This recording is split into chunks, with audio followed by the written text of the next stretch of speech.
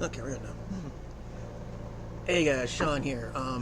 So today I will be doing my review of Sonic the Hedgehog 3.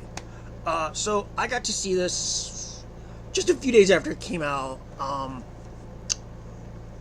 See, I forget what day I saw it, but I think it was like at least 2 or 3 days after the movie had came out. I seen it.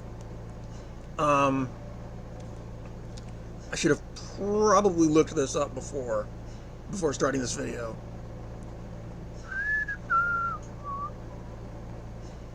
But, okay. Hang on. Like I said, I really should have looked this up beforehand.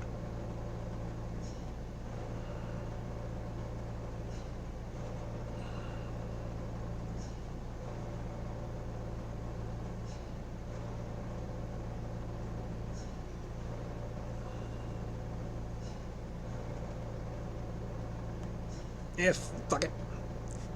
Anyway. I knew I'd seen this at least a couple days after the movie came out, because I knew it was on a Sunday it was a Sunday night, and all that stuff. Anyway, so let's just get to the mumbo jumbo. Okay, my camera was doing some weird stuff, so that kind of why I looked confused for a second. So anyway, let's get to the mumbo jumbo. So Sonic the Hedgehog 3 is a 2024 American... Sonic the Hedgehog 3 is a 2024 action-adventure comedy film based on the video game series by Sega. It's the third film in the Sonic franchise. It was directed by Jeff Fowler and written by Pat Casey, Josh Miller, and John Weddington. I hope I pronounced that right.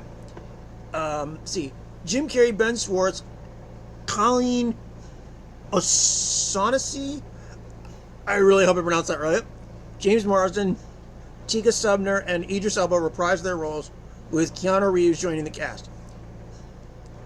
In the film, Sonic, Tails, and Knuckles face Shadow the Hedgehog, who allies with the mad scientists Ivo and Gerald Robotnik in pursuit of revenge against humanity. So this movie came out. So this movie was released December 20, 2024, and has a runtime of 1 hour and 50 minutes.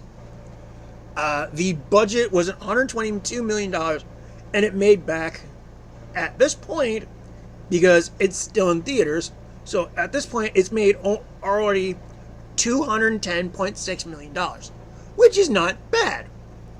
So basically, the premise of this movie is following the end credit scene of the last movie, where they reveal, that there was a file buried, that when they were wiping Robotnik off the face of the earth, they found a file dating back 50 years called Project Shadow.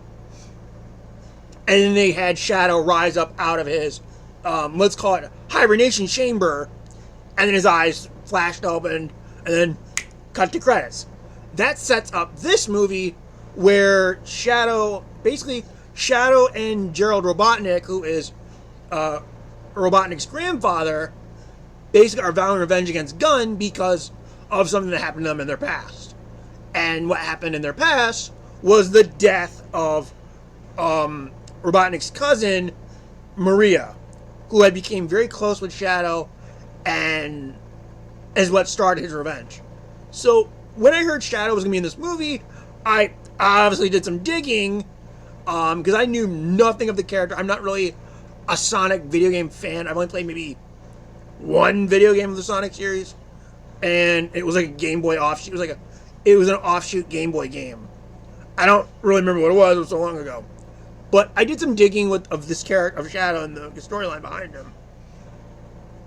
And aside from a few changes they made, it stays very close to the game.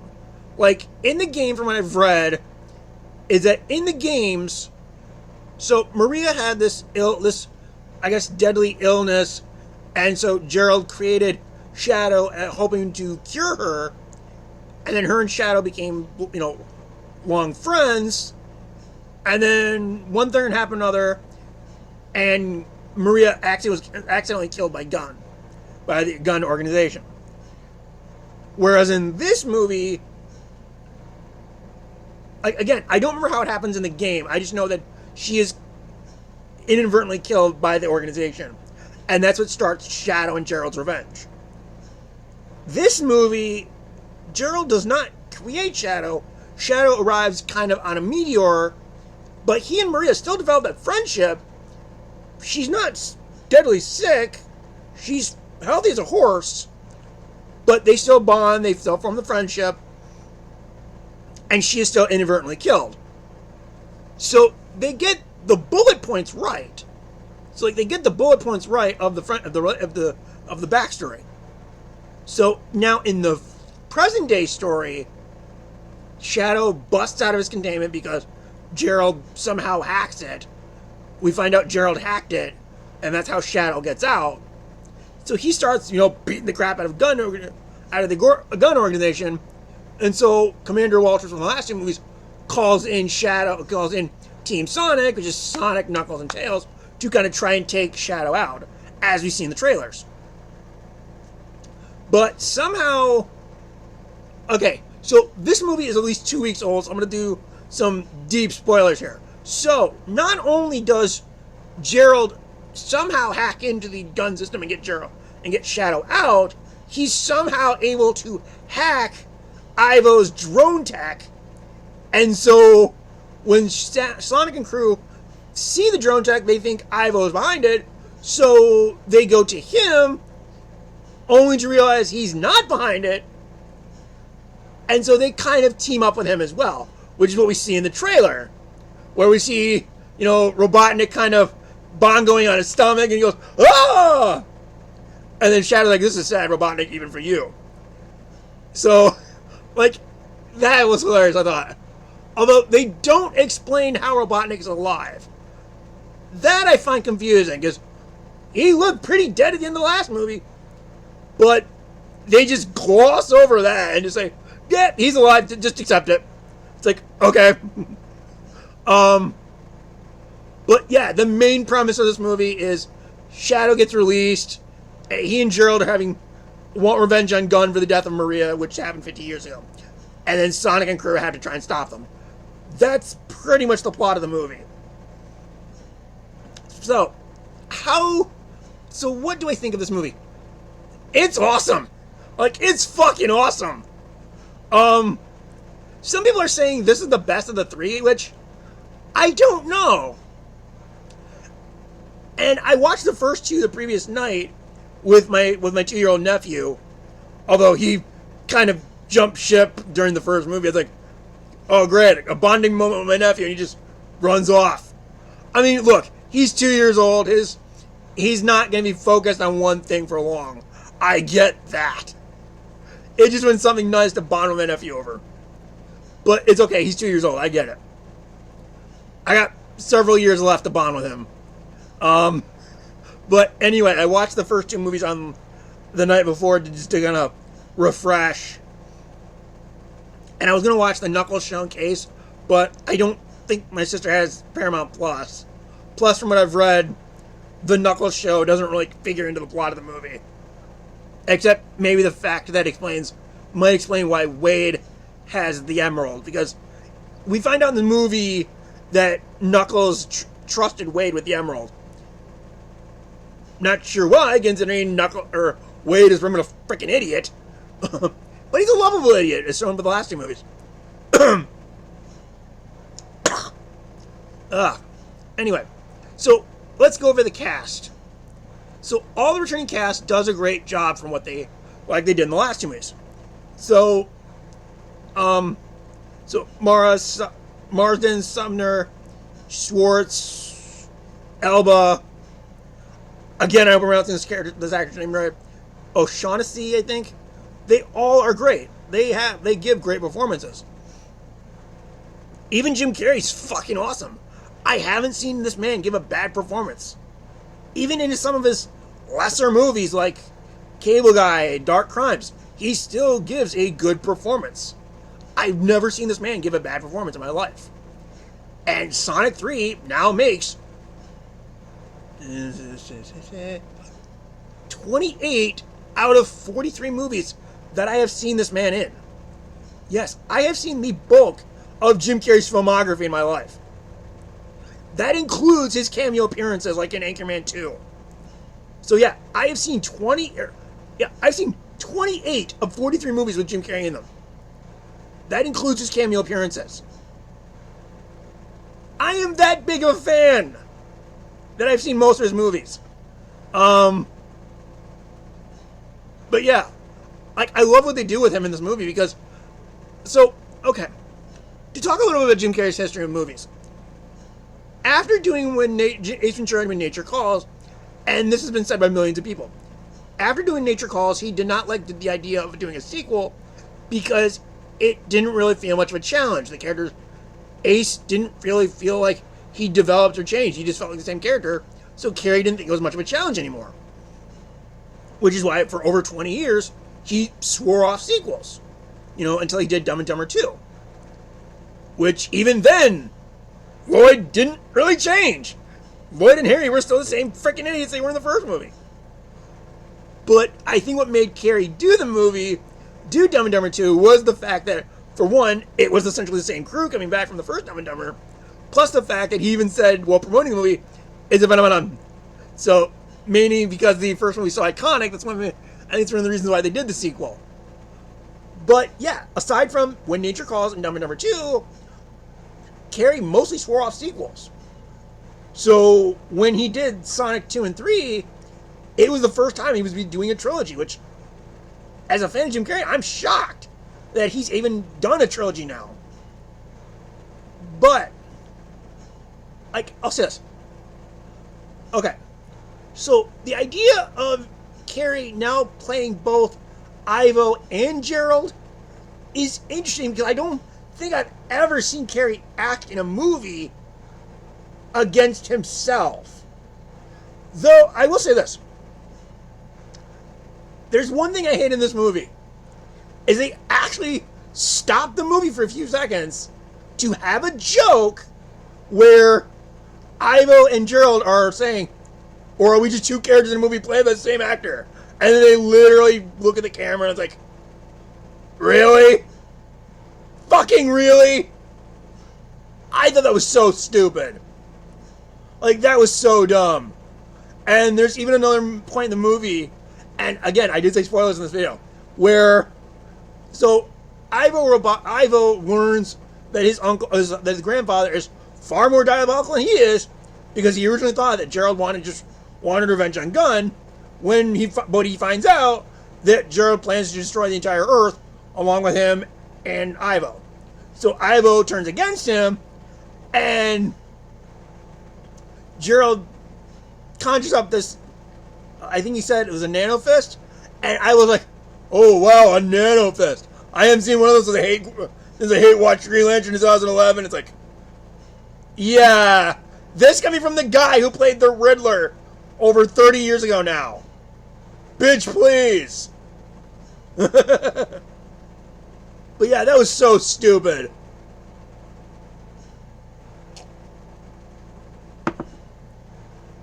I fucking hate meta jokes unless they're done well. Or unless it's fucking Deadpool. Because Deadpool can get away with meta jokes. So I hated that meta joke. I thought those two meta jokes were stupid. But let's talk about Keanu Reeves as Shadow. This was perfect casting. He's great. I loved him in this movie. And again, I don't know much about Shadow as a character. Only what I've looked up. And from what I've looked up, a few details aside, they got the story right. So, to quote a YouTube reviewer that I've loved for years, Adam J., when he talked about the movie Daredevil, it doesn't matter how it takes place or when it takes place, this shit still takes place. And it's true with the Shadow Marie story. It doesn't matter what happened, how it happens, it just matters that it happened. It still took place 50 years in the past. Gerald or Maria and Shadow formed this friendship, almost brother-sister like relationship, and she gets killed by gun. It still happens as it does in the games. But I would love to see somebody who is a diehard fan of the games bitch about it because they changed a few details. I would actually love to see that. No, I'm not joking. But yeah, I loved Keanu in this role. The funny thing about his casting is, anyone who's watched the first movie saw the scene where Sonic witnessed Maddie and Tom watching Speed, and Sonic's like, "Oh, Keanu, you are a national treasure." So the fact that Keanu Reeves plays Shadow in this movie, and then you think back to that moment in the first movie, it's fucking hilarious. And one thing I've read is that Keanu Reeves was a fan casting after the teaser, if you will, at the end of the second movie. So when the second movie revealed Shadow would be coming next, almost automatically people are apparently fan casting Keanu for the role. Which is kind of hilarious. I read that Idris Elba was also a fan casting for Knuckles. So the fact that both those actors got those roles were actually kind of funny. And they're both great. Like, they're both great in those roles. One other thing I didn't like was, what's her name? Kristen Pryder? The actress who plays Jessica Jones in the Marvel shows. I didn't like her character in this movie. She's just a bitch for the sake of being a bitch. Like, seriously. You would think that if Commander Walters trusted Team Sonic, she would trust them too. But no, she's just a bitch to them.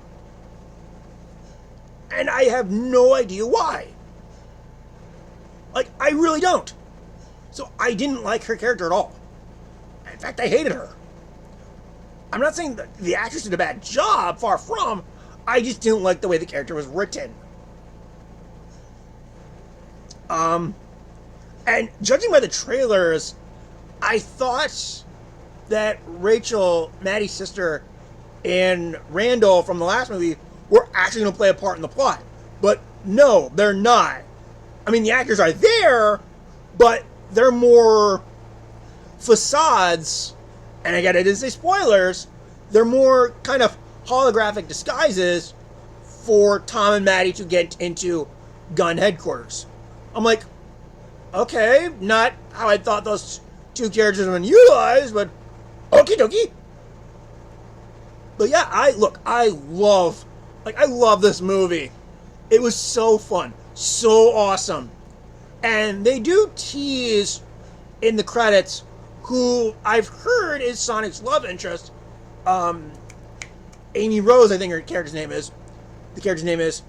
And much like with Idris Elba and Keanu Reeves, a lot of people seem to be fan casting Anna Kendrick from, the Pitch Perfect movies. And I'm gonna and given both Elba and Reeves got casted based on fan castings, I'm gonna laugh if Anna Kendrick gets casted as Amy Rose. That's gonna be awesome. So yeah, and I'll say this. Robotnik does die in this movie. And whether or not he actually stays dead, I love me some Jim Carrey. You know that. You know I love this. I love Jim Carrey. I know this may sound weird, but I would get down on my knees and worship that man if I could. May sound weird, but that's how much of a fan I am of his. My favorite movie of Jim Carrey's is The Mask, which is why many years ago I did that Mask review on my birthday. Because I love that movie. But the way they write him out in this movie, where he basically sacrifices himself, he has this heroic, emotional sacrifice when he tries to stop this eclipse cannon, I think was what Gerald called it. When he and Shadow tried to destroy this eclipse cannon before he can destroy Earth. And he gives this farewell broadcast to Agent Stone, and then just blows up. As much as I love Jim Carrey, I don't want them to bring him back. I really don't. I mean, like, unless he leaves, like, okay. To kind of go off on a tangent, when they did The Rise of Skywalker, the original plan, like, had they done Gerard's movie Duel of the Fates, was Palpatine to have left behind, like, a pre-recorded hologram intended for Vader. So, like, if they did something like that, like, given the technology I'm sure Robotnik has, he could do something like that. So if they did something like that with Robotnik, where he leaves behind a pre-recorded hologram for Stone or something, that I think could work. But not bring him back physically. Because with the way that Robotnik goes out in this movie, it was a heroic blaze of glory death. So again, as much as I love Jim Carrey, please do not bring him back. Don't. And I did read something online that, okay, so again, I did say spoilers. When Shadow and Gerald break into gun headquarters to get a key so they can operate the Eclipse cannon, again, Tom and Maddie are using these holographic projectors that Shadow gives them to break in to get around the security. Tom disguises himself as Commander Walters, who died early in the movie, and Shadow, mistaking it, thinking he really is Walters, kind of, how should I say, punches him in the heart and kind of puts him into a coma. Now, the writers have came out and said they did consider killing off Tom, but they realized that fans would probably hate our guts for it. So they kept him alive, and we see him at the very end with a cast. So I'm like, okay, you made the right call. Because given how, and again, to go on another tangent, how fans were upset that they were, more pissed that they killed off Cyclops in X-Men The Last Stand, to kind of repeat that would, make fans upset again. Make fans pissed again. Although, to be fair, with the X-Men thing, that's because Marsden jumped ship to do Superman Returns. And we know how that movie turned out. But details. But yeah, all in all, like I said, I love this movie. This movie's fucking awesome, and I want to get the Blu-ray when it comes out. If they do like a trilogy pack, that would be fucking awesome. Because even though I already own the first movie on DVD, if they do a trilogy pack Blu-ray, I will pick that up. So yeah, I'm gonna get out of here, guys. Catch you next time.